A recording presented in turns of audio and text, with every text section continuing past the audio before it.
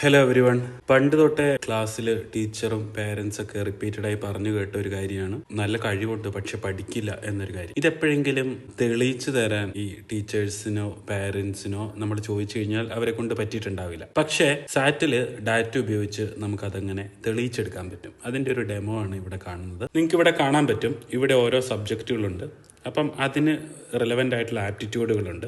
ഈ predicted Z എന്ന് പറയുന്നത് നിങ്ങളുടെ ഇൻഹറൻ്റ് ആയിട്ടുള്ള ഒരു ടാലൻറ്റിൻ്റെ റിഫ്ലക്ഷനാണ്. അതായത് നിങ്ങൾക്ക് ജന്മന എന്ത് പറ്റും എന്നുള്ളൊരു കാര്യത്തിൻ്റെ. ഈ ആക്ച്വൽ ഇസഡ് കാൽക്കുലേറ്റ് ചെയ്തിരിക്കുന്നത് നിങ്ങളുടെ ഒരു നോളജിൻ്റെയാണ്. അതായത് എഫേർട്ടും ഹാർഡ് വർക്കിൻ്റെ ഒരു റിഫ്ലക്ഷനാണ് ഈ ആക്ച്വൽ ഇസഡിൽ വന്നിരിക്കുന്നത്. ഇവിടെ ഡിസ്റപ്റ്റൻസി പറഞ്ഞിരിക്കുന്നതെന്ന് വെച്ച് കഴിഞ്ഞാൽ ഇത് തമ്മിലുള്ള വ്യത്യാസമാണ്. ഇവിടെ നമുക്ക് ഈ എഫേർട്ടിൽ നിങ്ങൾക്ക് കാണാൻ പറ്റും, ഈ ഒരു കുട്ടീൻ്റെ ആക്ച്വൽ ആയിട്ടുള്ള ആപ്റ്റിറ്റ്യൂഡുകൾ കുറെ എണ്ണം കുറവാണ് കോർ സബ്ജക്റ്റുകളിൽ പഠിക്കാൻ. പക്ഷെ അതിനെ ആക്ച്വൽ ആയിട്ടുള്ള എഫേർട്ട് ഇട്ടിട്ട് കോമ്പൻസേറ്റ് ചെയ്തിട്ടുണ്ട്. അതാണ് ഇവിടെ എക്സ്ട്രാ ഓർഡിനറി സ്ട്രോങ് എഫേർട്ട് എന്നുള്ള രീതിയിൽ കാണിക്കുന്നത്.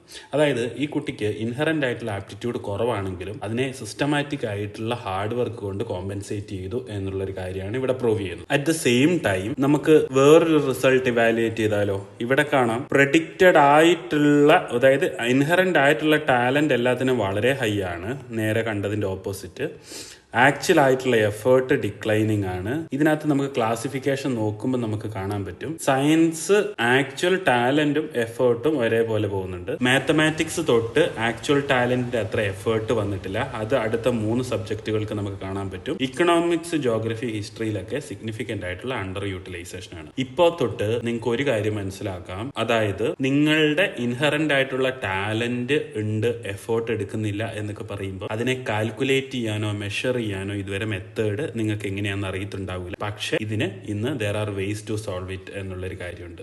Thank you so much.